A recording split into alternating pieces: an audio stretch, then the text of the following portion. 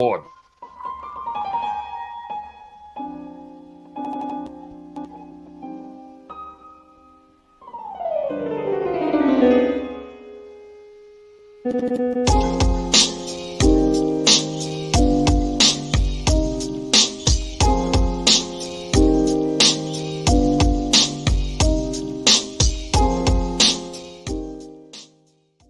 Kamala Harris picks Minnesota Governor Tim Walz as running mate. What does Walz bring to this? He's cuddly. Cuddly. Cuddly? I think she went for maybe a little more of a cuddly choice. It tells more about the texture of the man. He seems to almost have a twinkle in his eye. Tim Walz is the opposite of weird. Tim Walz beats America. He sounds like, a football coach. He's a hunter That you could visit with at the hardware store. In a dictionary, if you had weird and anti-weird, you'd have Tim Walz's picture there. I bet knows how to make a good hot dish casserole. Very down to earth. It's his authenticity. Authentic communicator. The word joy came up a lot. He's joyful. He seems happy. A happy-go-lucky warrior. And he's happy and a happy warrior. The joyful warrior. He is one happy warrior. A happy warrior. The happy warrior. Nice guy. Good guy. A very nice person.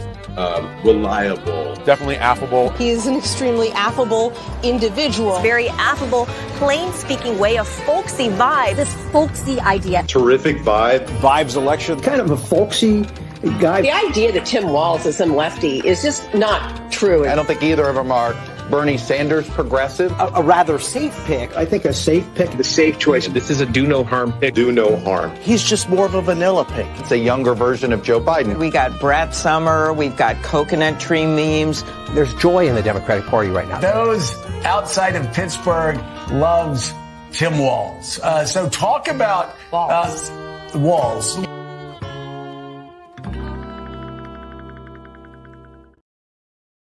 All right, we are live. Hey, now you can applaud. There it is. 8,000 people live in the Phoenix Arena here. Well, that just defeated my entire bullshit story by showing the tiny crowd. But Well, hey, I was going to say it was 5,000 people. Now they see it. Oh, what are you going to do? We're going to have. There's got to be like a graduate program to learn show business that I could send Hunley to. Oh, maybe. I don't know. I guess we could do the Kamala thing and hire a band to fill up the crowd beforehand, and then you know what? She did bring that band out there. Yes, she did. But she's smart because unlike Who Hillary, was that band?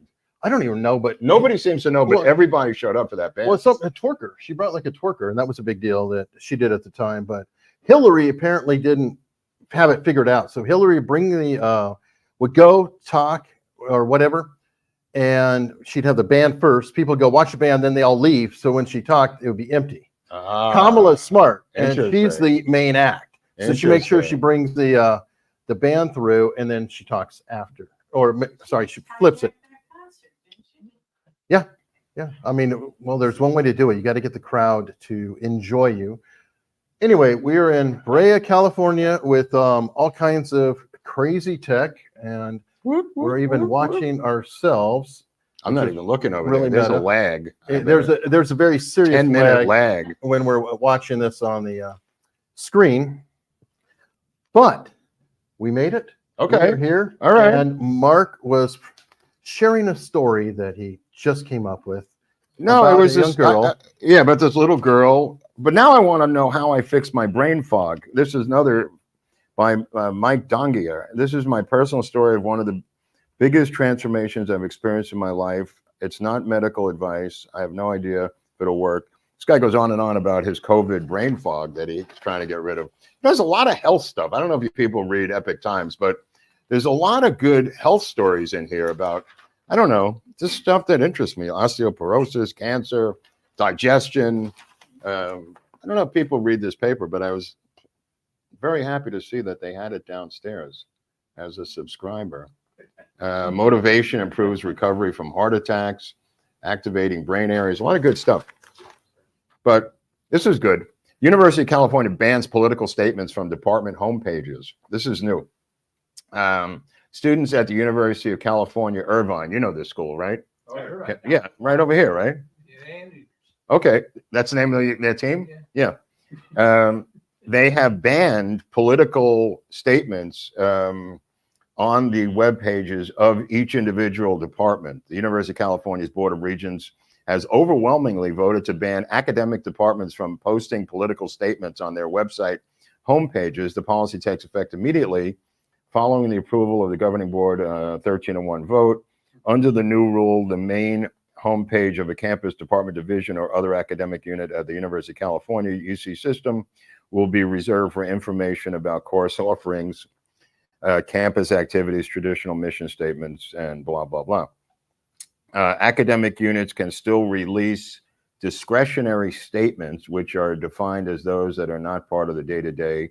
Discretionary statements should not appear on the main page. This is to strip away, apparently, they had unbelievable amounts of pro-Hamas stuff on every single department's website, having nothing to do anti-Zionist activism, pro-Hamas things, University of Santa Cruz, all of these departments, math department, every single department was using their websites for this pro-Hamas propaganda, and apparently must have felt threatened that their funding was going to dry up, and they got an order from the head of the UC system to get rid of it. So there are changes coming, people. We had this guy Nate Hochman on last week, 2 weeks ago, and Nate Hochman, and nobody's covering this story because they want to have it under the radar. So Nate Hochman is going to defeat George Gascon in a landslide. Okay, this is not even a debatable situation. Gascon is not campaigning. He has not received any money from George Soros. He has not made any appearances.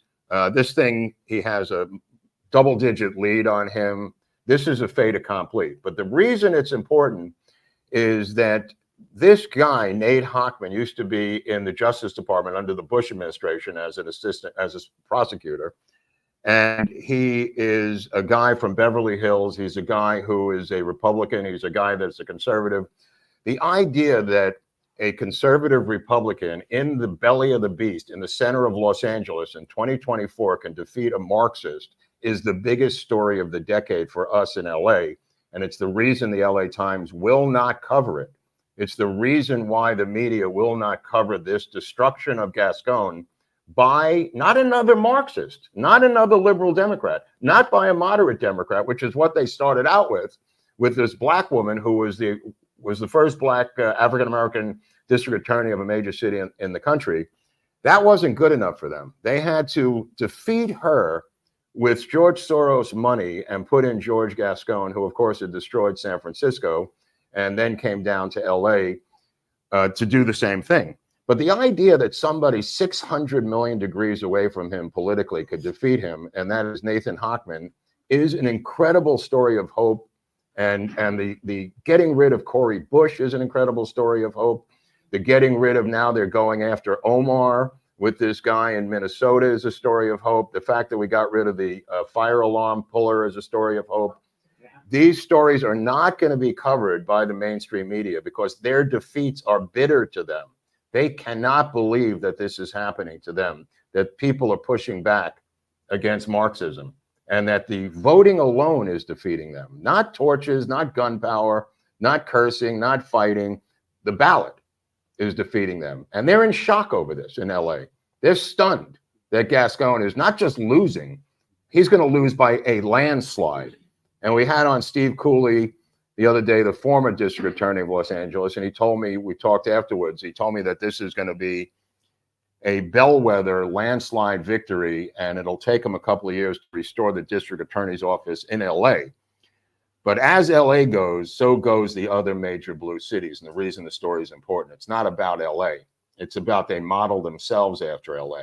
And it's going to go to Philly, and it's going to go to New York, and it's going to go to every single city that we take back, inch by inch. The damage is enormous.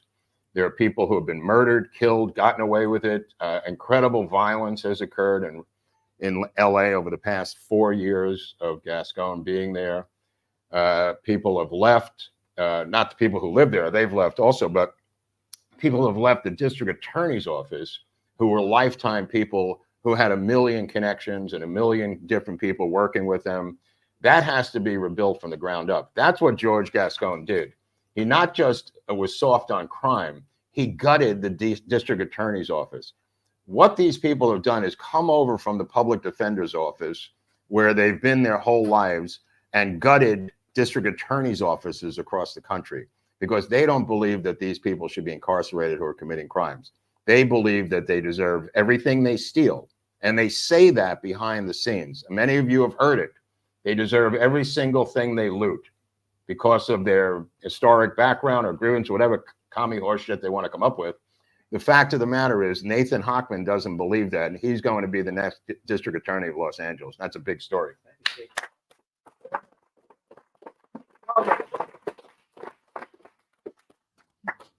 Those who are watching, in the background, we're trying to stealthily figure out the light situation, because yes, we've seen the Wayne's World comments and the basement comments and everything else. We're trying to get the levels to look decent for everybody, and now everything is completely blown out. But we will get there, and it will look like a professional, somewhat put together production in the middle of a room in Brea, California. Now, first story we have up. These stories are moving so fast I could barely keep track. Kamala Harris's husband, I guess, was cheating with the nanny, or cheating with who? All right, let me tell you the story, because you're not going to hear. It's not a Q&A, Pap. Oh, hold on. It's not a Q&A. This is my show. The nanny had sex with Kamala Harris's husband before she was married to him, which is the previous woman, Kirsten Emhoff. I think her name is Kirsten Emhoff. And the nanny gave birth, put the child up for adoption, because that's what they do. Can't remember where she left the kid, but got rid of it immediately. And then the situation changed, which you're not going to hear in the mainstream media. The nanny, just like Monica Lewinsky, wanted something for her trouble.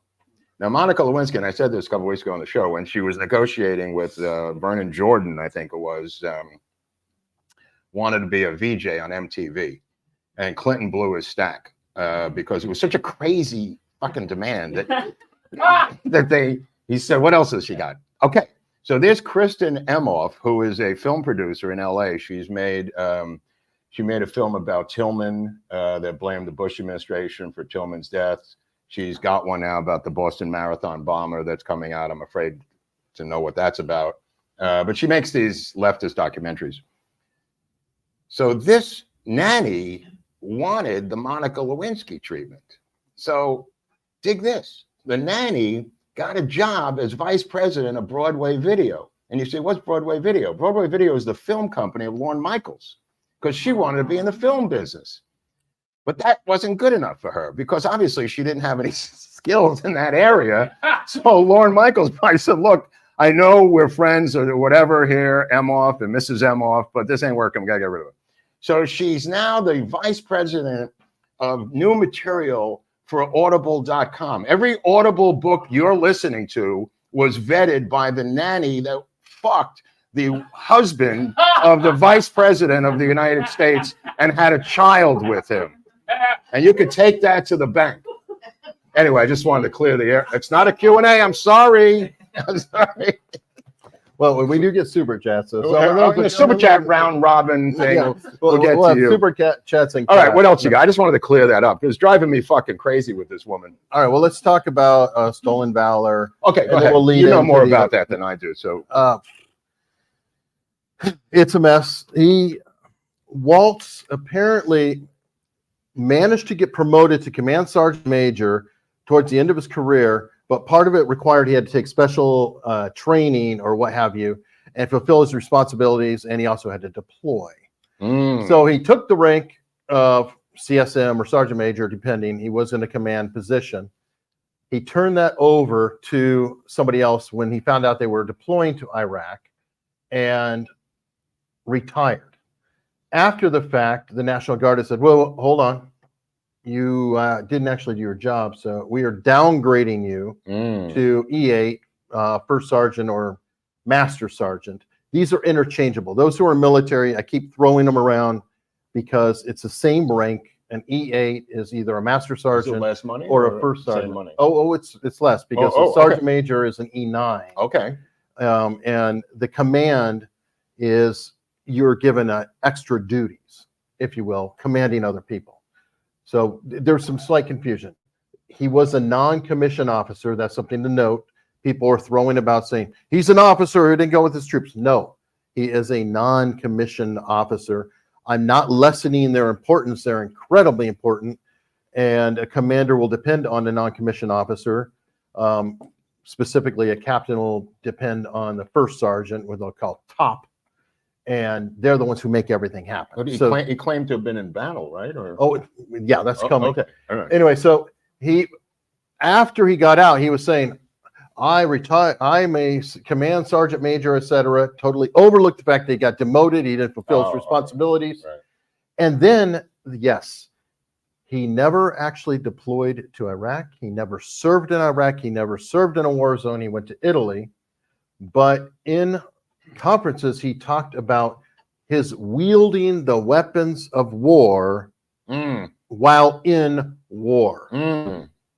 Interesting. That's called stolen valor. Wow. Now, there's different levels, but here's the Stolen Valor Act, 2013. Whoever with intent to obtain money, property, or other tangible benefit, Eric, that could be underneath that, fraudulently holds oneself out to be a recipient of a decoration or medal described in the subsection shall be fined under this title in prison not more than 1 year or both.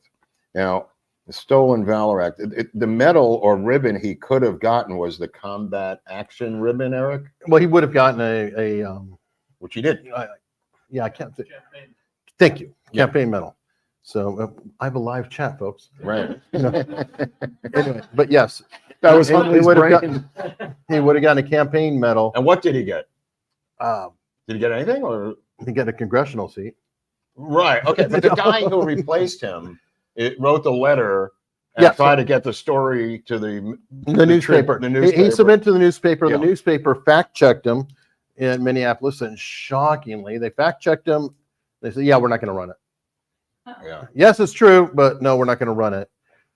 And he became a governor. So these other sergeant majors got together to say this guy is a real scumbag, and essentially he's being swift-voted right now. This sounds like John Kerry. This sounds a little bit like John Kerry, right? Yeah, except John Kerry served. Yeah. And he actually was in some degree of combat. This guy just lied. Yeah. And got his rank and did that. So well, the thing that bothers me, and this was the same thing with Karen Bass, mayor of Los Angeles, and many others who went to Cuba, and Bernie Sanders went to Cuba. Bernie Sanders went to Moscow for his honeymoon, which is what everybody in America does, of course. You could take the USS Moscow, you get off in Finland, you rent a car, and you just drive over, and they got a ceremony. This cat went to Shanghai to celebrate Tiananmen Square, to get married there, to celebrate the totalitarian crushing of an uprising against the bloody communist regime. That's what this cat did. I mean, I don't know what's worse, the Sanders one or this one, but he went there over 30 times, and he brought school children there, and he taught American school children as a history teacher in the school system how great the communist Chinese were. I don't know what's more devastating. Probably he should get the Bernie Sanders Award, because this guy also, there's a lot of similarities between him and Sanders, because they're both in a rural state with guns. They give lip service to the Second Amendment, because they're such a heavily gun state, Minnesota and Vermont. Well, except Bernie supports the Second Amendment. Bernie actually supports the Second Amendment. So does this guy, but it's all bullshit. No, he doesn't. He said, I want common sense gun control. I believe in hunters. Sanders does the same thing, but they can't go against the Second Amendment because of the states they're in. And the similarities that Bernie Sanders worshipped Fidel Castro, and like Karen Bass went over 30, 40 times down to do stuff for Fidel Castro, and then became a congresswoman and now the mayor of one of the largest cities in America, who will now have to go toe-to-toe with Nathan Hochman, which is going to be interesting. I asked him about it. He kind of ducked that question, because we were talking about one of the ideas that I have, which are, most of them are insane, but I want to have police chiefs not be appointed by mayors. I want them to raise up in the ranks among themselves to be the chief of police of Or be urban elected. police forces, and not appointed by mayors who then control a huge army that can cause immense damage during times of uprisings. And Hochman didn't want to touch that because he's going to have to do business with Bass. But it's one of my ideas I've had for a long time, because I've seen the abuse of power by mayors, Marxist mayors, using these police forces as their private armies, and that's got to stop. Another idea that I've had for a long time is having media oversight committees in both the Senate and the House that have oversight over the mainstream news, and bring in the head of CBS News, bring in the head of CNN, put them in the bright lights under oath and grill them about their insanity and remind them repeatedly that their FCC licenses are a privilege and not a right. And that could only be done by congressional oversight. And there should be new committees in both the House and the Senate, if we ever retake power again, to hold these people's feet to the flames by people like Hawley, by people like Cruz, by Gates in the House, who will put pressure on them to explain the factual inaccuracies of their bullshit stories that they put out. And I'm not talking about censorship. I'm merely talking about putting them under oath in the bright lights of Congress to embarrass them and shame them. And you will see these stories go away when they're grilled about their factually inaccurate stories that they put on the mainstream news every single night. So if we ever get power again, I hope that these committees will come to bear. Or if not factually inaccurate stories, what about the stories they're not covering? What about whatever? I'm saying that'd be both of them. Media, wouldn't you agree this was an important? Absolutely, event? it's Why wide open. Did you choose not to cover that? Right, it's wide open. open. Why are you covering that? Wide open. Yeah, and they'll have to go before Democratic questioners too. In these committees, so it'll cut both ways. But it's long overdue. Something's got to give, and this is not about online censorship of Google. That's a whole separate issue, which needs to be dealt with separately. But I'm talking about mainstream media oversight committees that need to be created in the House and the Senate. Definitely. I was pulling up, but you already talked about that. Well, while you're looking for something, I got to involvement. talk about this RFK thing, because this guy's on trial. I was telling you guys before the show, RFK is on trial, and he's been on the witness stand for a couple of days in New York. And this is not being covered again by the mainstream media, because they want to inflict this damage on him quietly and painlessly and get rid of him, which they are attempting to do in Westchester County. This is really interesting. And I stupidly, to my own stupidity, didn't realize what was going on until this past week. He is on trial because he claims his residence is in Westchester County, and that all his licensure and homes that he doesn't live in are in Westchester County. His Falcon license is in Westchester County. His driver's license is in Westchester County. And what the Justice Department is attempting to do is, attorneys outside the Justice Department are attempting to do, is prove that he is a resident of Malibu, which he's been for as many years as I remember. Hold on, there's a vendor here coming through. Apparently, trying to work it, bro. Holy crap. Anyway, so the trial is about the fact that his residency is in Malibu, and he's claiming that he lives in New York. And what I didn't realize was that him and Shanahan are both based in California. And if he loses this case, which looks like he will be stricken from every ballot in the country overnight, because it's unconstitutional to have a vice president and a president from the same state in the United States of America. And this came up with Bush Cheney, and it's a very easy thing to get around. Cheney simply said, I have a residence in Wyoming, and go fuck yourself, and he shot someone in the face with a shotgun. But the case disappeared. In that order too. Right. The case disappeared. And they claimed, rightfully so at the time, that he lived in Texas. and Bush lived in Texas, and they said the president and the vice president can't live in the same state constitutionally. I didn't even realize that Shanahan and him lived in the same state. I completely, yeah. I was beating myself up, mumbling in my sleep the other night, going, how could I have missed this? But anyway, the Biden administration did not miss it. And they put him on trial in New York to prove that he's a resident of the state of New York. And he is going through a lot of pretzel twisting to explain that he lives there. And I think he's going to lose this case. And that may help. What's the actual charge? What's the actual charge? Yeah. Having false residence and living in voting false residence, documentation false residence. Does he own any residence in New York? No. Okay. No. It's kind of an open and shut case, Eric. He says, I live in hotels. I'm on the road all the time. No, you got to hear his testimony. He's got the money. He should just buy a damn apartment. He'd be done. Goes, I have to stay in hotels because I now have Secret Service protect. I mean, he was grasping at straws on Wednesday. I think it's going to end badly for him, but good for us. I mean, it couldn't happen to a more despicable candidate. Well, didn't he live in Central Park where he was laying? Well, he caught a bear and then choked it to death, and then here it is. He dumped a dead bear in Central Park after ditching plan to skin it in bizarre video with Roseanne Barr. One of my favorite comments. No, you can't make this up. One of my favorite. This is insane because he was trying to get out ahead of this story because it was coming out the next day. This was an attempt by him to get out in front of a story that was so insane that him trying to even get out in front of it was insane because he was trying to minimize it to some degree. That they killed a random bear, in case anyone didn't hear the story, bear cub. They killed the bear cub. They went to Peter Luger's, where I have gone many times, one of the great steakhouses in Brooklyn. They go to Peter Luger's. He's with these guys who are drunk. He's in AA, but all of his friends are drunk. Explain this one.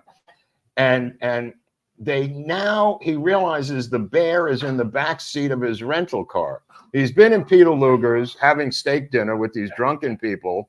The dead bear is in the back seat. He's got to catch a flight at Kennedy Airport. So what am I going to do? Named after his uncle, by the way. What am I going to do with this bear? So him and his friends take it to Central Park where they steal a bicycle and they stage a phony assassination of the bear with the bicycle as if it was hit by a guy on the bicycle who left the bicycle as a scene of the crime that the bicycle killed. I swear to God, you can't make this up. It's insane. And this is him posing with the bear before they put it into Central Park with the bicycle in a phony crime scene to then allow him to escape to the airport to get on a plane to go wherever he was going for his liberal political thing that he was doing at the time. And people said, well, when was this? When he was a kid? This was 2014, for Christ's sakes. This guy has been involved with he's got emus that live in his living room. He's got falcons in his bedroom. He's had this since he was a kid in high school. This insane menagerie of animals that his mother had to put. Here he is eating a dog. This is a goat. Well, you say goat, but I'll go. Others say dog. We're not really sure. The Thomas Noguchi, the coroner, has yet to file his report as to what this animal actually is. Chupacabra, some people said, down in Mexico. Normal people don't do this. I have not eaten a goat. I've not killed a bear in Central Park. I once killed a deer with my Toyota Corolla and took that home and ate it, but that was out of necessity. That's all I can say. We didn't have any food, so we ate the freaking deer. But this guy, a bear killer, a goat eater, living in Malibu. He said he did it for his wife, Cheryl Hines, God rest her soul if she's still alive, from Curb Your Enthusiasm. That was his first wife. That was No, I was talking about Cheryl Hines. She is still alive, but for how long is really the question before that divorce happens, because you've got a woman who is running his campaign from the CIA. And, like I said to Al Gonzalez last week, the New York NYPD intelligence officer, in her book, which I went through with a fine-tooth comb, Amaryllis Fox's memoir, it said somewhere in the middle of the book that she her and her girlfriend drove from Maryland to 9/11, to the site of 9/11 the next day, 9/12, went through the Holland Tunnel, waved through, straight through, and I went, that's bullshit. Now I know she's full of shit.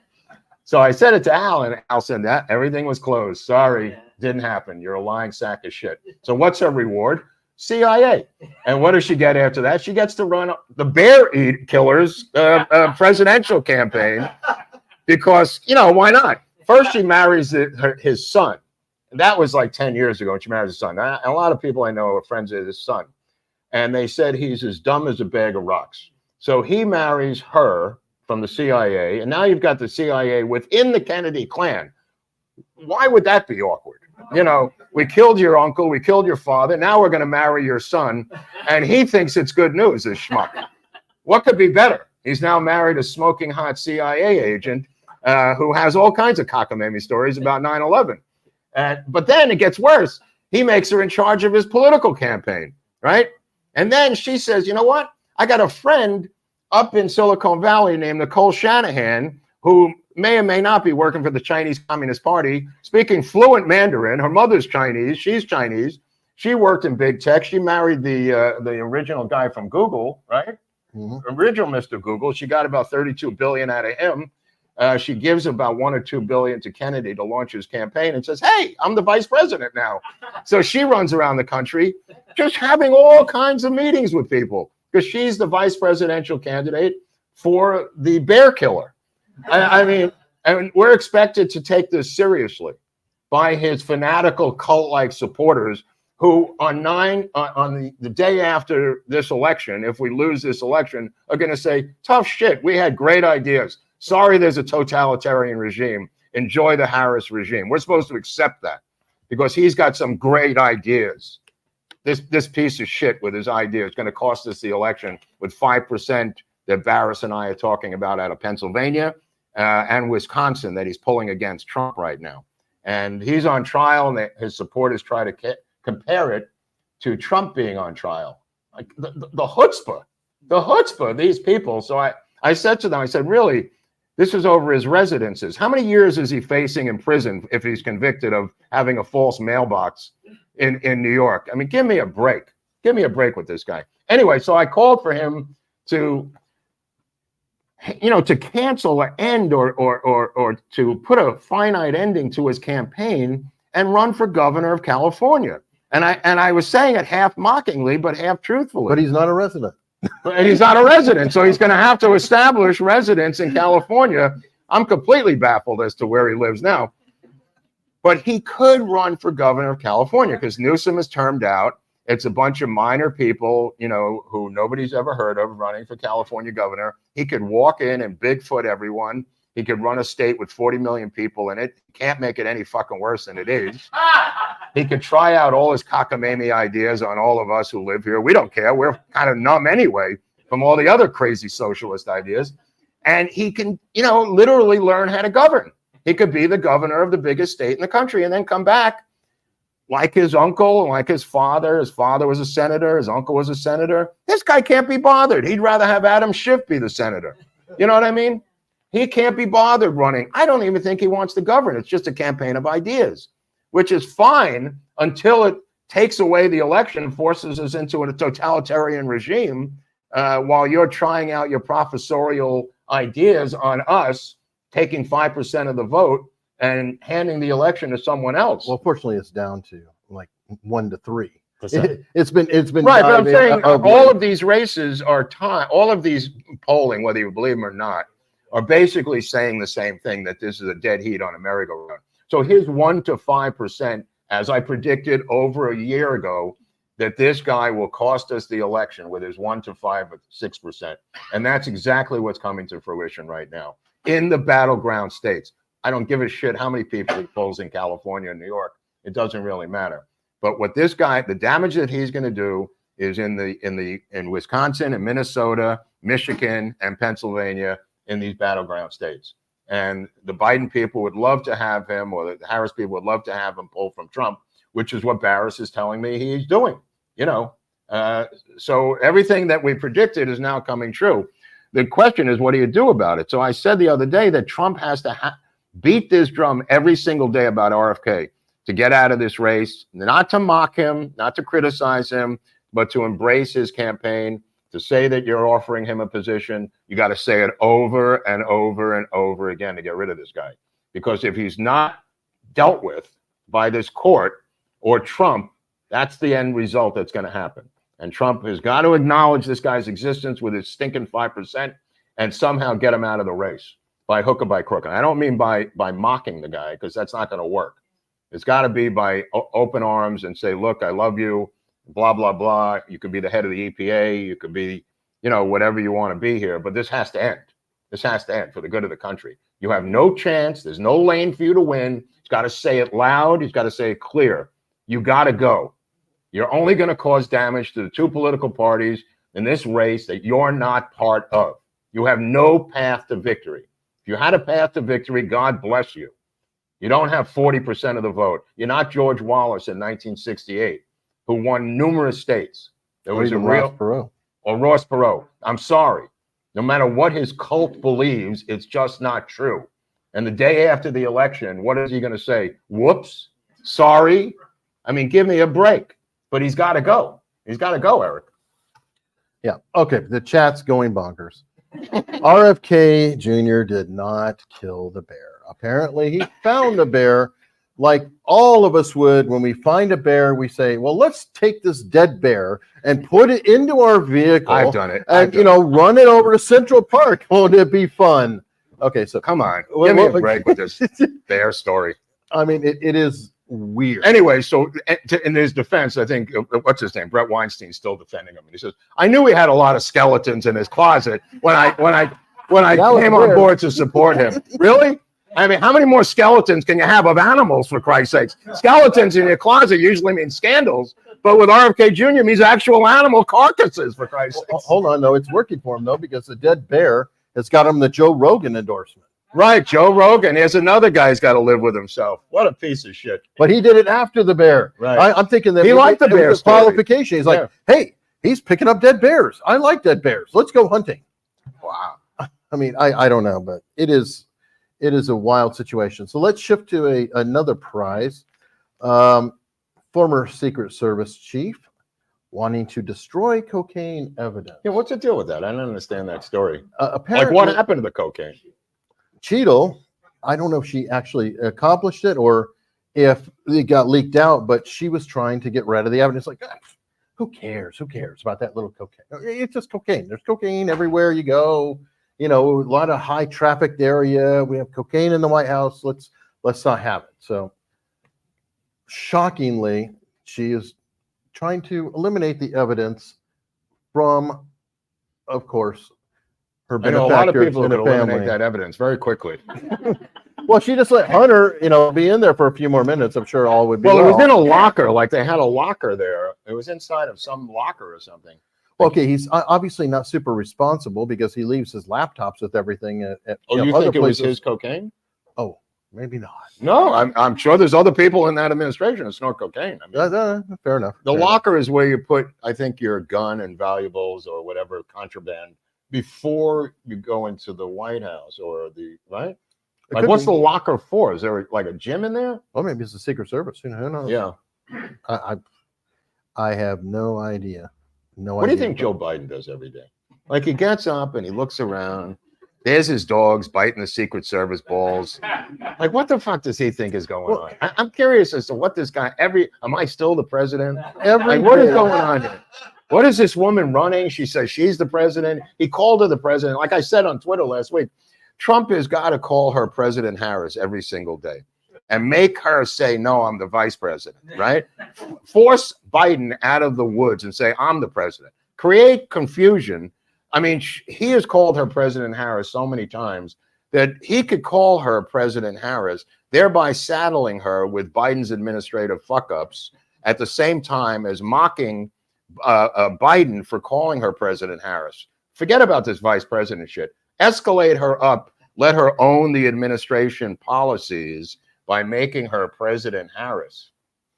I just figured every day was Groundhog Day for him. Right, every day. Here's my question.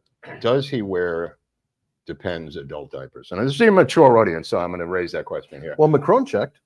What's that? Didn't Macron check? Did the Oh, yeah. I swear that happened. Yeah. So we could ask him when he's not busy with, well, there's pictures of him appearing to have a very intimate time with somebody that came up recently, Macron. Oh. No, I'm not saying Biden's gay, but Biden prefers sniffing girls. So, I want to get the facts straight on that. But while we're on the Democrats, there's a very interesting article in CBS. I don't know if you saw this one. They literally did a show on it talking to all these influencers. Oh, yeah. You've heard of like Harry Sisson, and then you have the Krasantine twins who ran a scam several years ago and got fined $500,000 because they're so up and up. They're literally paying, and you and I got to get in those rackets. Influences. Well, yeah. you're still registered Democrat. Yeah. Right? Oh, yeah. Okay, so Biden, $3,000 to $6,000 per video. We're in. We'll make videos about you because that's the new game. Influencers, online TikTokers or whatever, are getting paid $3,000 to $6,000. Well, she said 20 grand. That woman. The average is 3,000 to 6,000. She said up to 20,000. She was getting. Well, she's better looking than we are. Yeah. I don't know. And of course she's, fits the right demographic for this. But I think it's interesting that this is on CBS. CBS is obviously no fan of Republicans, no fan of anything right. I just think it's kind of like that Time magazine article. They're not even hiding the ball. It's like, look what we're doing. We're paying off all the young influencers. And there's nothing you can do about it. Not a damn thing. What are you looking at me for? You're the influencer. You're the. I'm trying to influence as many people. It's so funny. I said that the other day. Some woman called me up and she wanted me to speak at some, I don't know, Republican club in Pasadena or something. And she asked me what my fee was, and I just told her some enormous fee. And she said, "Well, we can't pay that." And I said, "Okay, thanks for calling." Whatever. She says, "But we're all Trumpers." And I said, "Okay, I'll do it for nothing."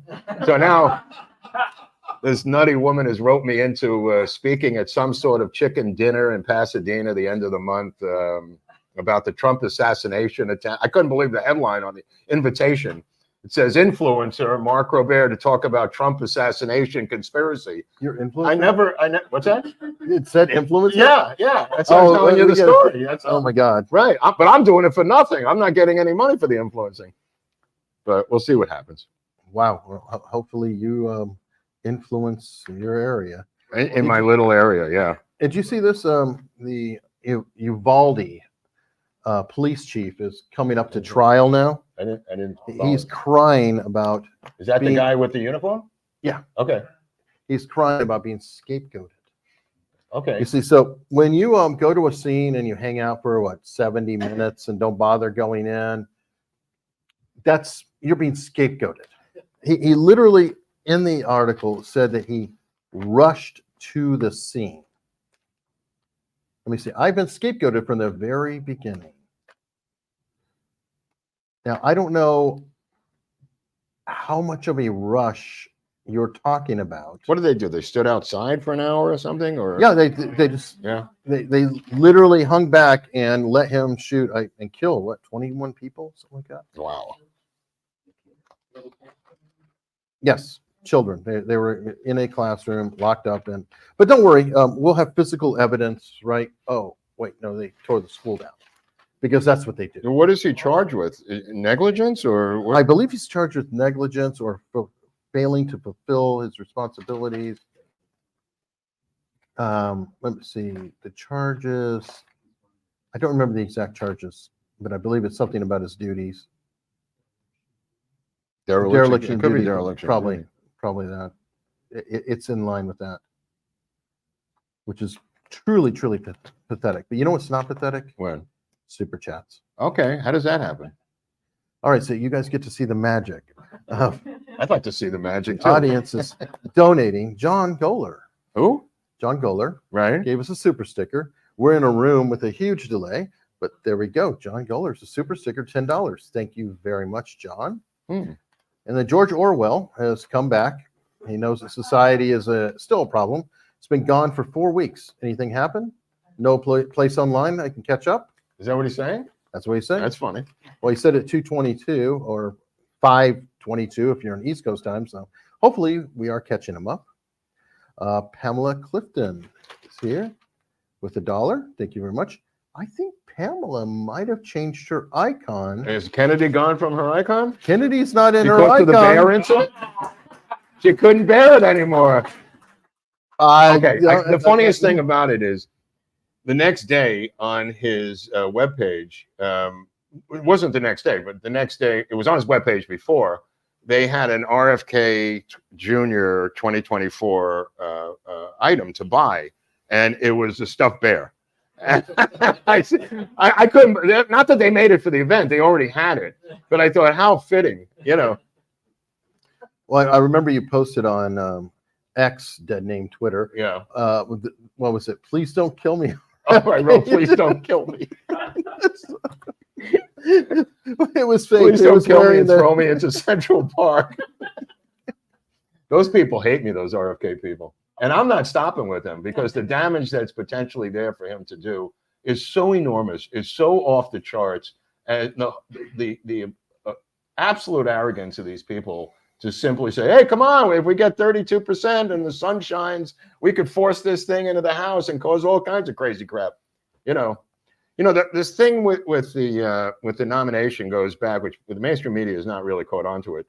This Kamala Harris operation goes back 2.5 years. This was planned over 2.5 years ago. That's why they put Biden into that debate so early to get him out of there. And that's why they forced every single person out of the primaries, including RFK Jr., Marianne Williamson, and Jill Stein, and the others, because if they had had X amount of delegates, they had legal challenges to that nomination. That's why they boxed everyone out. This plan has been going back over 2.5 years to have one guy, Biden, in the primary system to rack up that stuff without any competition, not because of the numbers game, but because of the legality of what they were doing. If anybody had other delegates, they could make a legal challenge in court that he was not the nominee to switch his delegates to her. And that's why they did this. That's the fingerprints of the plot to do this. The fact that he ran unopposed and everybody was forced off, that was the tell that this was planned so many years ago. And then the pushing out of Biden, like I said, I don't know what they gave him to push him out because he did not want to go. That was quite obvious. He was quite vocal about staying in that race literally to the day before. Now, I believe what they did was gave him some sort of an economic package for himself and his family that was enough to placate him. But I think there's another level to this where he may step down and make her president either as a reward or if she starts sagging in the polls or if she loses the race. There's a number of different flags that would allow Biden and these people behind Biden to make her president of the United States. He could step down tomorrow if she starts falling behind in the race, thereby giving her the gravitas of the presidency. He could give it to her the day after the election, saying there's a lot of work to be done, and she's now a ceremonial African-American first woman, and I did it kind of stepping down. There is the she wins the race, and there's a lot of work to be done, so I'm making her president November 7th. And the retaliation begins the day after the election if she wins. There's a lot of scenarios that Biden and his people could play out in terms of him finally stepping down. But the stepping down from the race, that plot was set in motion legally over 2.5 years before it actually happened. And that's why the debate was on June 24th. That was to squeeze him, get this thing over with, and force him to get out of the race to get her in. Every single media conglomerate was ready the next day after she was the nominee in line with talking points. And that's how you can tell they planned this stuff out. When all of their talking points are literally 24 hours the next day the same. That means it's been planned for a long time. And one of my favorite ones was the day that Obama came out for gay marriage. The next day, 8 million pundits said they were now in favor of gay marriage. That shows you the solidarity and the pre-planning of these media events. Just talking as a media person, that's how they're able to all be in line. They know about this beforehand. They can't, release it or say anything, which they're not going to do. But look how they teased out this Shapiro nomination out of Pennsylvania. She was down in Philadelphia, ready to nominate Josh Shapiro out of Pennsylvania.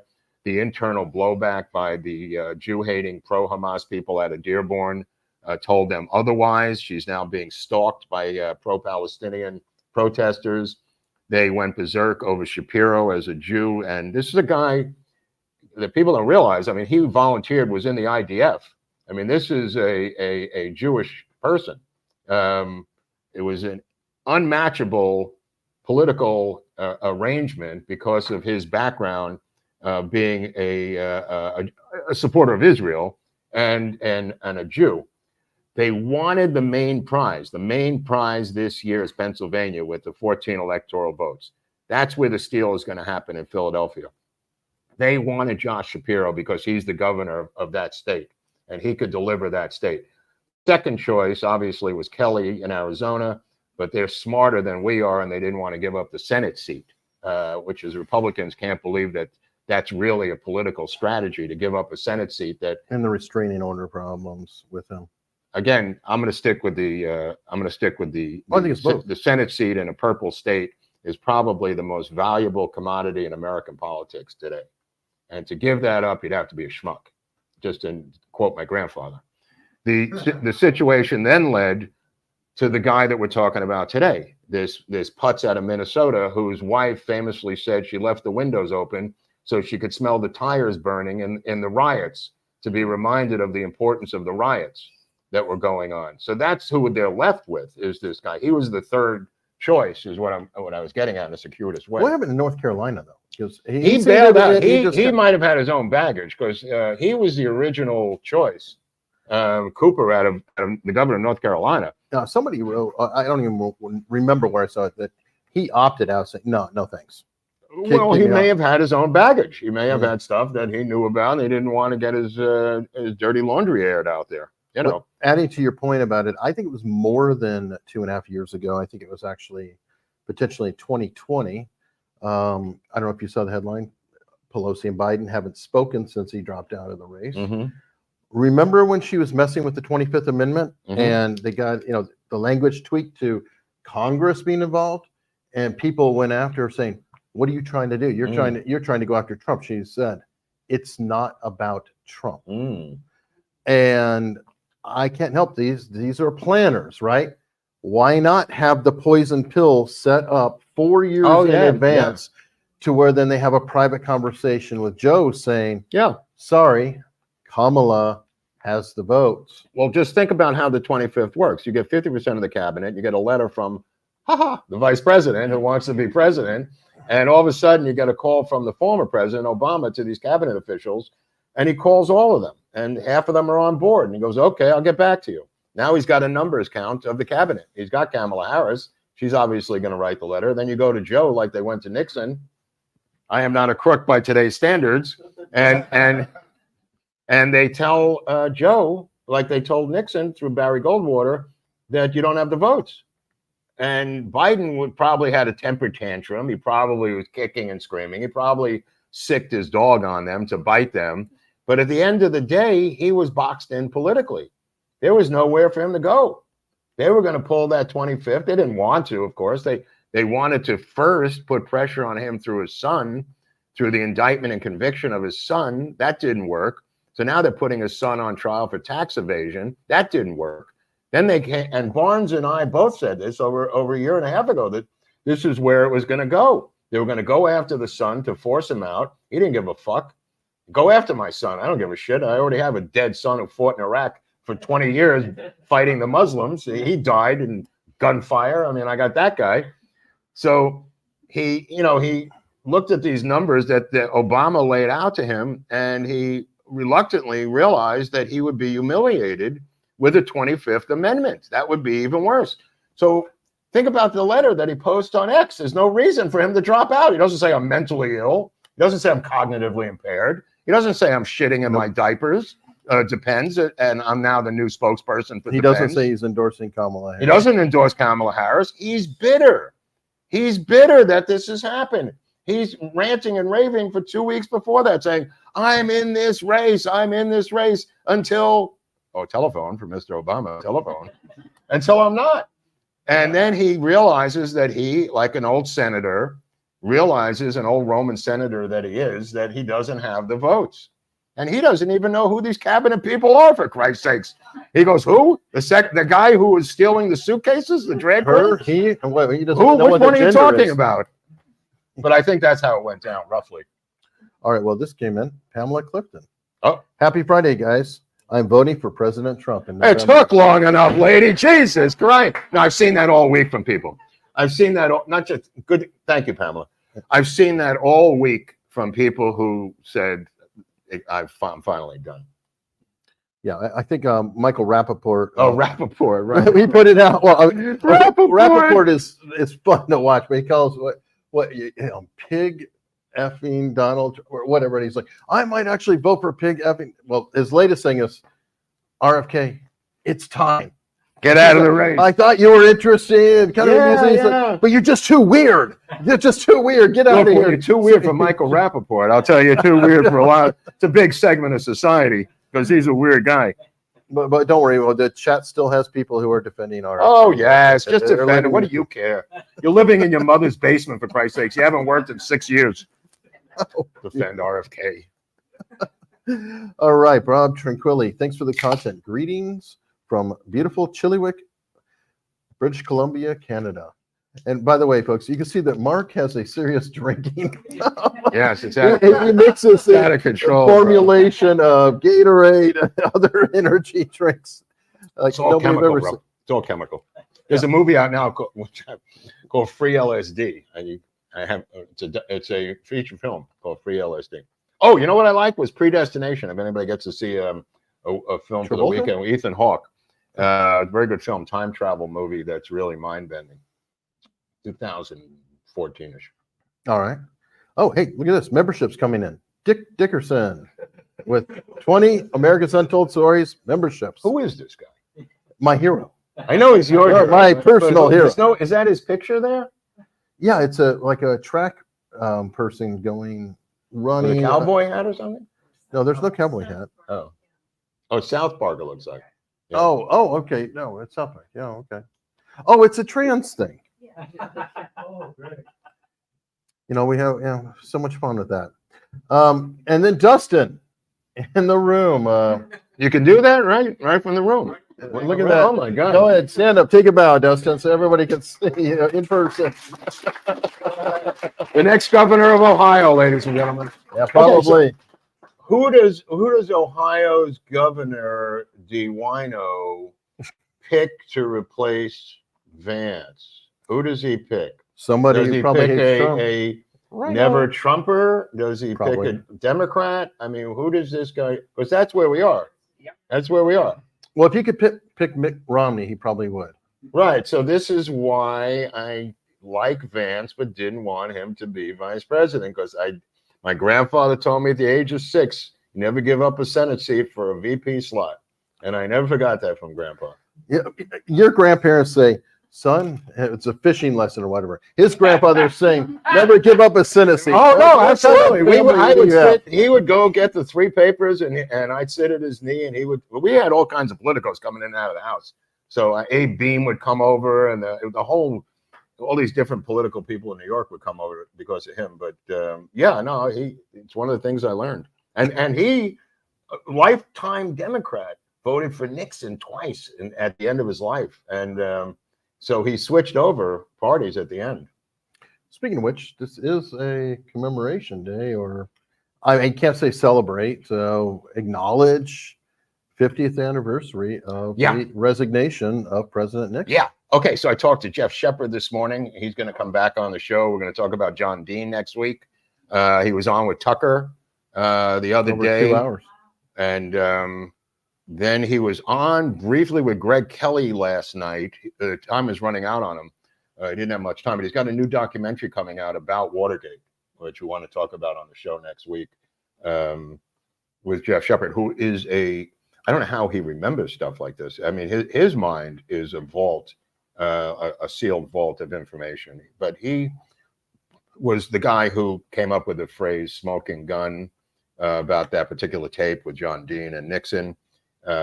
He was there. He originally transcribed the Watergate tapes, which he said was almost an impossible task audio-wise, because there was such bad quality and distortion on there that it was an incredibly difficult thing. But he also said that the mainstream media intentionally transcribe words the wrong way.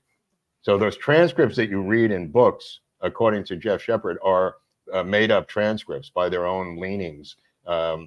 And all those inaudibles are not Nixon dropping F-bombs, as the media said. It was Nixon saying "God damn" and worried about evangelical Christians misinterpreting that. Which, by the way, I can tell you, there are people in our chat. Mark will occasionally Wait, say don't that. drag me into. I'm trying to stay out of hell. Well, I don't know. I mean, we just got the criticism about you saying Jesus at different points. Jesus Christ? Yeah. You can't say his name or no? Apparently, you can't say Jesus as an expletive to some, and we don't mean Dude, anything these by rules nobody are means so it. incredible. I don't know anything. I don't know anything. Holy crap! We're just trying to get by. Let me see. Oh, Dick Dickerson here. I'm a Desert Storm vet who served in the Navy. Yeah. Because of my rate, I always got hazardous duty pay.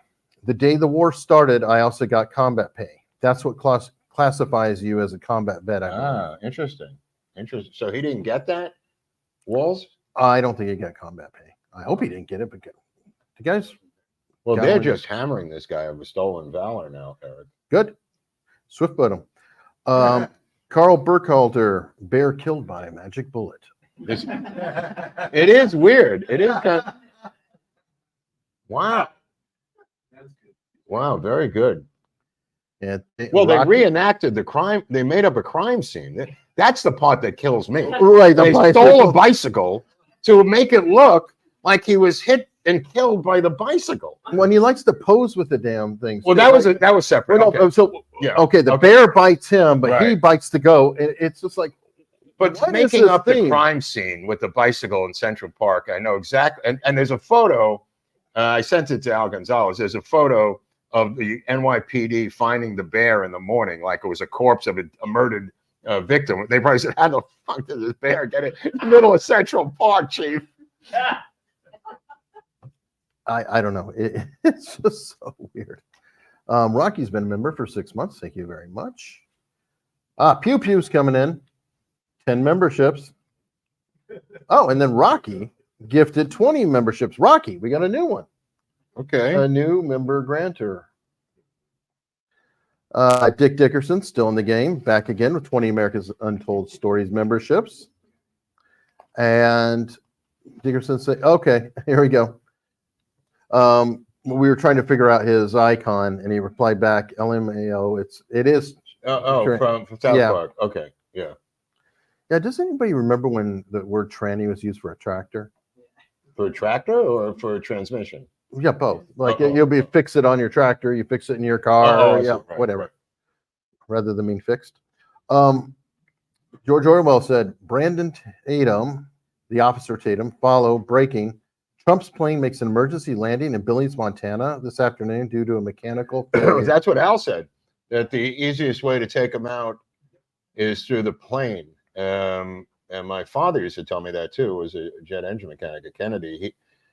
And that's what happens with Hunt's wife, by the way. It goes down in Chicago, and Greg Boudel, who I do the Thursday radio show with out of Montgomery, was a newscaster at that time. He was there when Hunt's wife's plane crashed. And I will allege in the Hunt episode that I think he killed his wife. And the reason I think so is that he was desperate for funds for his defense. They were out of money. And here's the key to that is as she was getting into the airport, he reminded her to sign up for the life insurance on the flight. And he received within a month of her death $260,000 in 1974 money, which would be the equivalent of about $6 or $7 million today, that allowed him to put up a legal defense and live large. The dead wife, of course, was CIA herself, and she was to him a battle axe who really tormented him and belittled him. So I don't have any proof. I mean, Mae Brussel famously said, if I remember back then from '74, that there was arsenic in the pilot's blood system of that flight that Hunt's wife was on. Yeah, don't look at me like that. Well, I'm just saying that's kind of an unusual. But it sounds like something a woman would do. That's why I mention it, because women kill with poison, and don't deny sabotage. Don't deny it. I know what you're thinking. What a sexist thing to say. No, women kill with poison. Or sabotage. Well, the point I'm trying to make is Trump is vulnerable, and that's what Al said about planes, because planes are very vulnerable because there's so many different moving parts, and I don't mean that as parts of the plane. I mean moving parts of people involved with the plane. That's what I mean.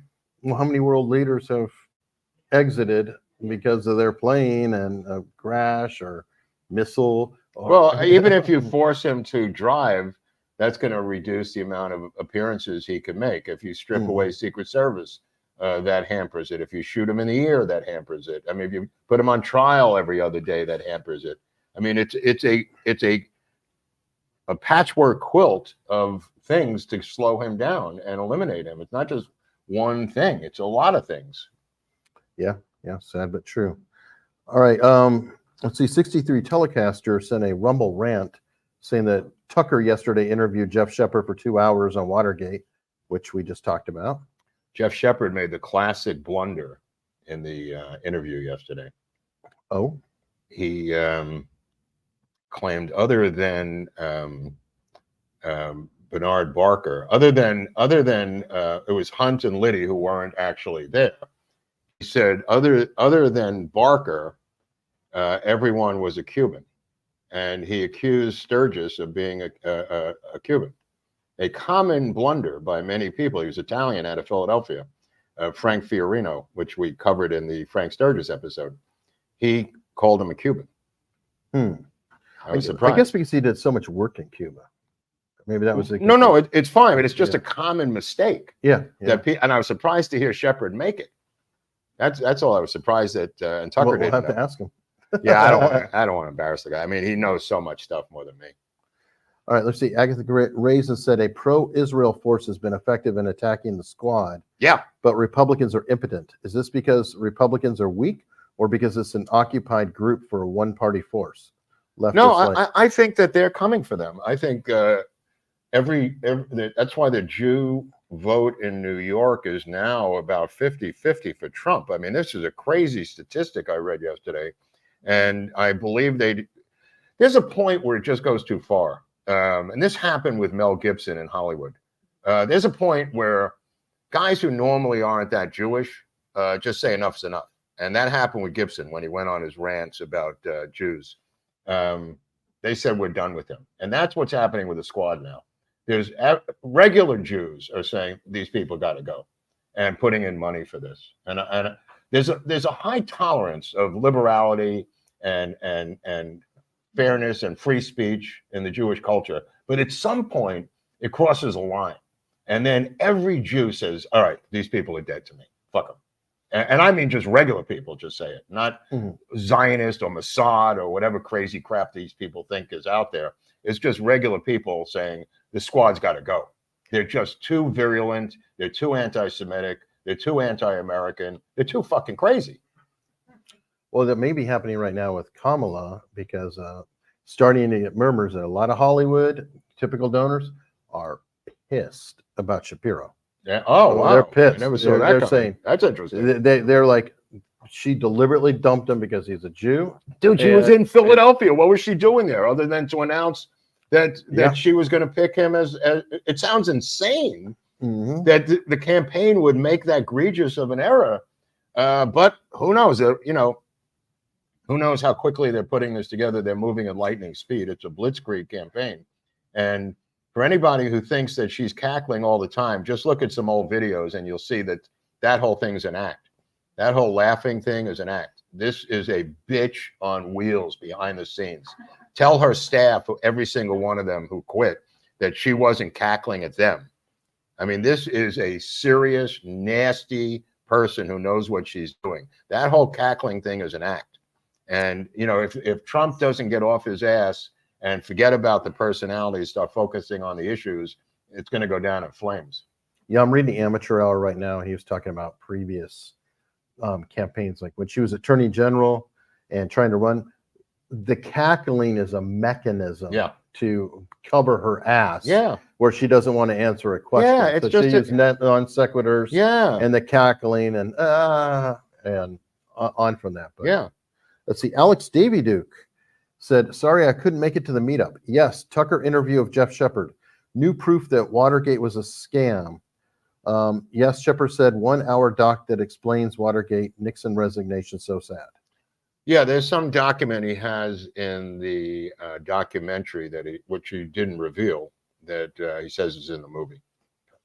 Okay. I don't know what that document is, but Alex Davy Duke also said, "Yes, Mark, Trump and Vance should never travel on the same plane or helicopter. Killing both is in the plans." By the way, did you see that picture I sent you, or the meme of who's on the Vance detail? Oh, the fat girl. Yeah, the one who couldn't holster a weapon. Yes, yeah. She's on Vance's detail. Yeah, they gave Vance her, right. The girl who couldn't shoot straight. Yeah, nothing to see here, folks. Just trust me, nothing to see here. She didn't even get suspended. She go, oh, JD. Well, Vance. she got moved to the B team. Yeah. I mean, it's just like, God, you got to be kidding me. But yeah, that is insane. Okay, Alex David here said, "As usual, YouTube won't let me post, so I will on Rumble." Oh, thank you, Alex. I saw those on Rumble and appreciate it. Max Redstone, Mark, where can I find a literary or scholarly citation about LBJ using the N-word? Curious, former poli-sci scholar here. Love the show, Mark and Eric. Bolden? Didn't Abraham Bolden write about it? Bolden talked about it. So did what's his name? Robert Caro. Oh yeah. Yeah, it's in Caro's books about LBJ. Yeah, it's been mentioned for sure. Yeah. Chris Homer is a new member. Thank you very much. But not to, a lot of people did it, not just LBJ. I mean, right, but he made it explicit. I mean, he was a Southerner from, He made it an art. Who, LBJ? Yeah. It's like he didn't just didn't he walk around drunk saying it all like It is a little weird. Like it was a hobby. Let me see. Mazda Mars 312. Just watch Jeff Shepard's documentary on Nixon. It was great for us legal watches. Oh. And how it was so corrupted by Sirica and the circuit court. Yeah, the whole story is about Judge Sirica, which we're going to get into. A lot of people don't realize that, and it drives Jeff crazy because Sirica was meeting secretly with the prosecution, with the Watergate team behind the scenes, framing Nixon and framing the defendants more than Nixon, who didn't have a prayer in hell. Any attempt to move the venue failed. Any attempt to dig deeply into the jury selection failed. He just, completely railroaded everyone in this case, Sirica. All right. Dick Dickerson, has anyone confirmed the? Oh yeah. Okay. It's not real. There is a meme going around about Tim Walz and horse semen and having his stomach pumped. Oh my God! Wasn't that Rod Stewart?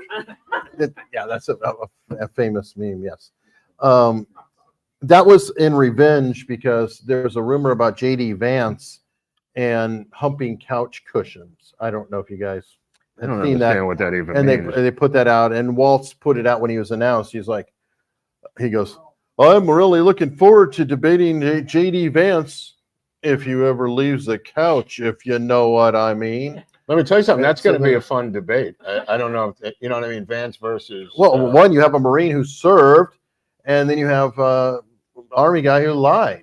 Well, I mean, it'd be a very quick thing. It's I like, hope he so doesn't. tell let me him about off. that union. Tell me about that. Well, they never have these debates where you can have crosstalk anymore, so it becomes No. an issue. I don't know what 3 debates Trump is talking about. I hope there are 3 for his sake. I don't think. It might. it's gonna be. What's that? I think that the 3 debates, honestly, is Trump got his bluff called when he said it's Fox or nothing, and she said fine. No, And but that's so- also part of the negotiation. Well, I know, but then he said, well, I agree to 3 debates, and so they're debating on the debate that was already agreed to begin with. And I personally think he was kind of just covering his ass a little bit. Well, okay, so he says that they've negotiated 3 debates. But she hasn't accepted. He said, I negotiated 3 debates with the networks. Right, That's but I'm not, saying the you know, whole thing is part of a negotiation. Him going public with it of course, is part of the negotiation. Her Yes. denying it is part of the negotiation. right. That's all I'm saying. And so he didn't just pull 3 debates out of his ass. No, He must have gotten some signal from them that they are willing to debate 3 times. maybe. I don't think. I personally think he said, I will debate you on Fox on this date, and it was a week early, or we're not debating. And she is like, too bad. It's ABC or nothing. Right. So then he said, well, we're going to have 3 debates, and it'll be Fox, ABC, and the other. So now they're going to debate on ABC, but we'll see if the other 2 come through. Well, Because I think he was saving face. That's just my opinion. And I don't think he ever cares about saving face in these things at this point, because I think he needs 3 debates to win this election. I think he does too. You know, 1 debate is not going to cut it. It's just going to end in a draw, especially with ABC. I mean, who knows what questions or what they're going to do, you know. When you worked with Hitler, Mr. Trump, how did that go? And you know, I mean, when they front load these questions that are insane, you know, but he really does need 3 debates, in my humble opinion. I agree. But he was looking like he was going to get none. So 1 is better than that. Now, while we are here at the event, I've talked about this before, but we have the amazing America's Untold Stories challenge coin. And those of you who haven't opened your envelopes in front of you, I hope you consider doing so. What is in there? Is there a challenge coin in there or something? What's the deal? You looked already? Who told you Well, you could we- look in there? They never said that they couldn't. The hell? You're not supposed to do So it. till everybody Omni hold up says what it. you have. We literally have a room full of people who are all ready to challenge you next time to have a drink. If you want to, let's see if I can show this here. Use the focus button. That's the front. That is the back. You can't make this up.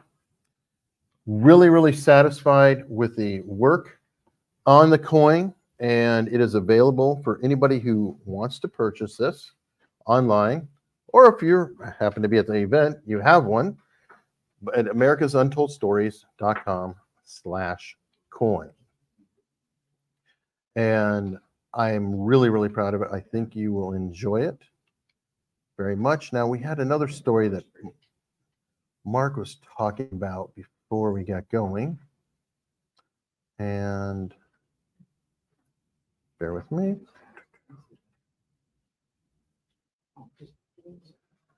Tell us about this picture, Mark. Well, can they see it online or? Yes. Yeah, no, this is what I was talking about. This is what the first grader drew in Capistrano in that school district. Right. We weren't online. We said so. Back up to the start of the story.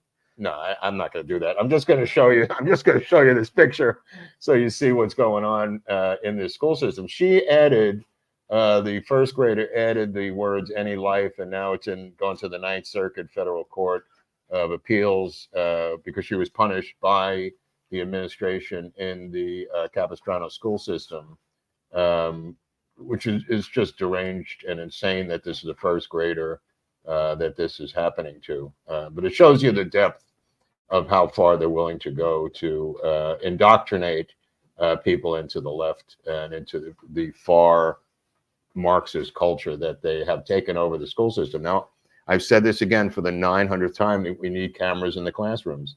And I don't give a shit what your opinion is on this. I really don't. I don't care what the teachers unions say. If they're going to walk out on it, fire them and replace them like Reagan did with the air traffic controllers. This is the only place that our most valuable commodity does not have a camera. And it's where all this damage is being done. The camera will intimidate the teachers, not for filming them doing anything, for intimidation. That's why the cameras are needed. That's why we need federal legislation to cover every single kindergarten through college. Anything that gets federal money has to have a camera in the classroom. It's a very simple piece of legislation. It's not complicated. These cameras are everywhere in this society. Teachers are going to blow a gasket. Fuck them. Take your libs to TikTok and get the hell out of that classroom. If you're not willing to be on camera, maybe that's not the right job for you. If you want to be with 6-year-old, 7-year-old, 8-year-old children and are not willing to be supervised by a camera, maybe this is not the job for you. That's what I'm saying. And I think it's, again, these are simple, logical ideas that need to come to fruition. And this is another example. That's why I wanted to put that thing up with Black Lives Matter with the kindergarten, with the first grader. It's so absurd. And I think if there was cameras in the classroom, never would have gotten that far, because nobody knew that they were indoctrinating them in first grade with stuff about Black Lives Matter. That's the point. I think, I don't know, that might work for a little while, but I think it would probably take another course. Like, why does reality TV work? People forget about the cameras. Over time, the cameras. Just so you know, I'm in show business. These are scripted shows with all kinds of scripts. That's not reality. I know you think it is, but these are scripted shows. Don't be fooled by reality TV. Okay, so they all have index cards with scenes that they're carrying. I'm not going to disagree with that. But no, I'm just explaining how it works. People don't. I'm just telling you how it works. There are index cards. There's a scene with Hunley, and it says, make sure Hunley is drinking water and he spits it out onto himself in this scene. No, I'd spit like cracking a joke, right? Okay, that's not unscripted. That's me with a 3x5 card and you knowing that the same scene is what we're working on in this script. So again, the fact that they're able to ignore the cameras makes them some of the best reality TV stars in the country.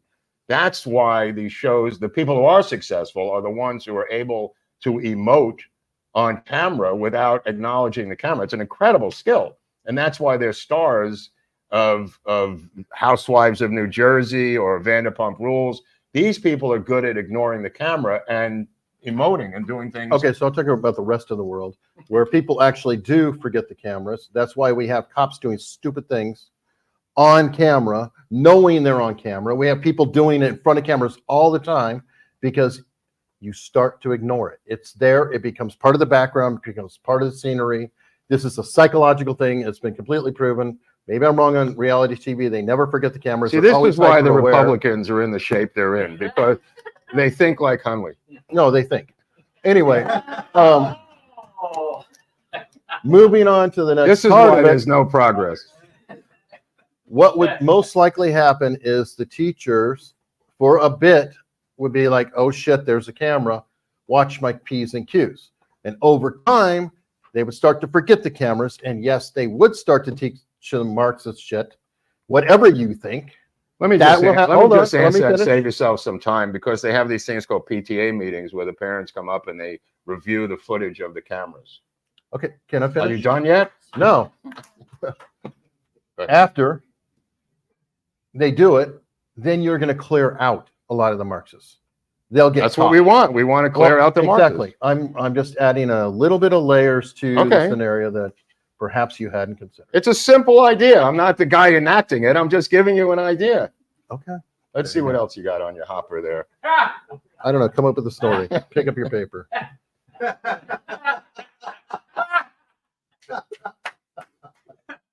You wonder why we're in this position.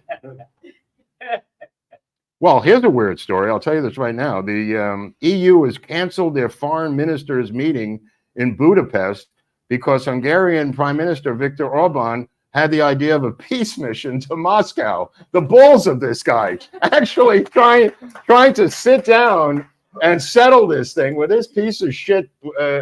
Biden had, I mean, when was the last time you remember peace talks about this war in Ukraine, this meat grinder of a war. They sent them another $5 billion yesterday, and they're invading Russia and whatever they're doing up there, hitting grocery stores now. But the fact that peace talks, the phrase, 2 words, peace talks, have not been mentioned by Cher. They've not been mentioned by Barbara. They've not been mentioned by fat fucking Oprah on her Ozempic.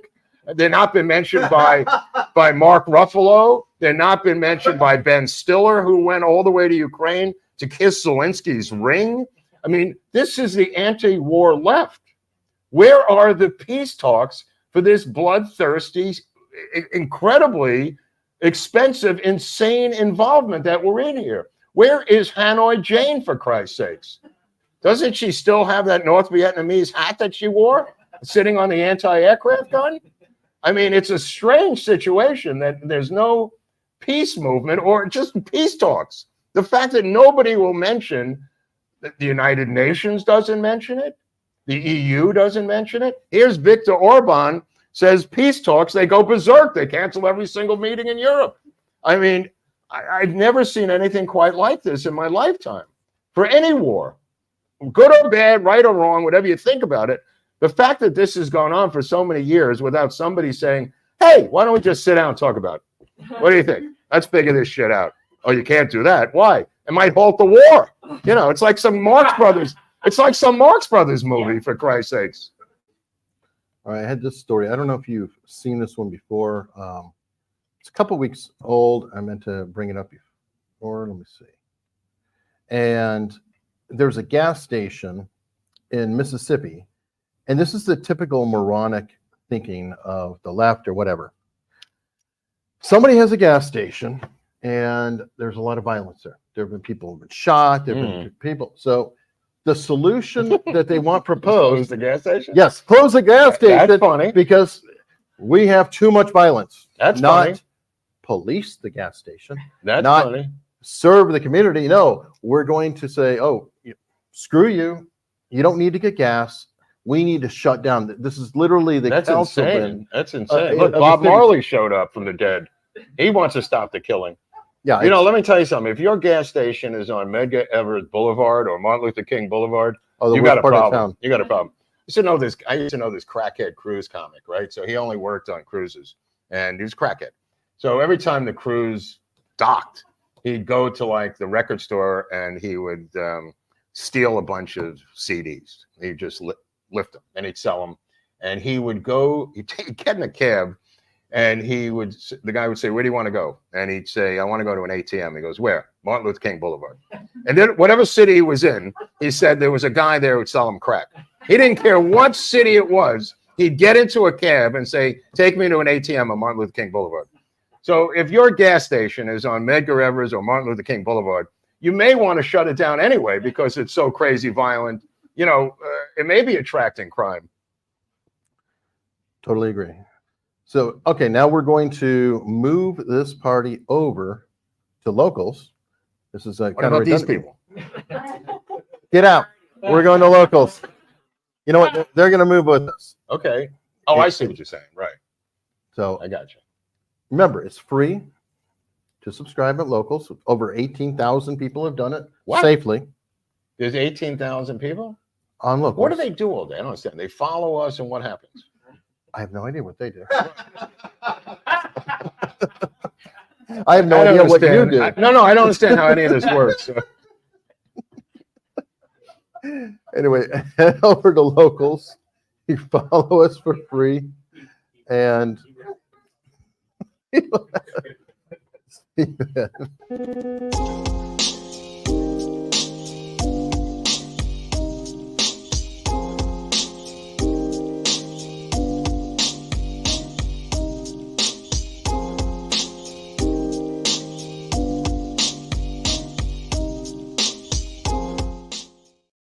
saying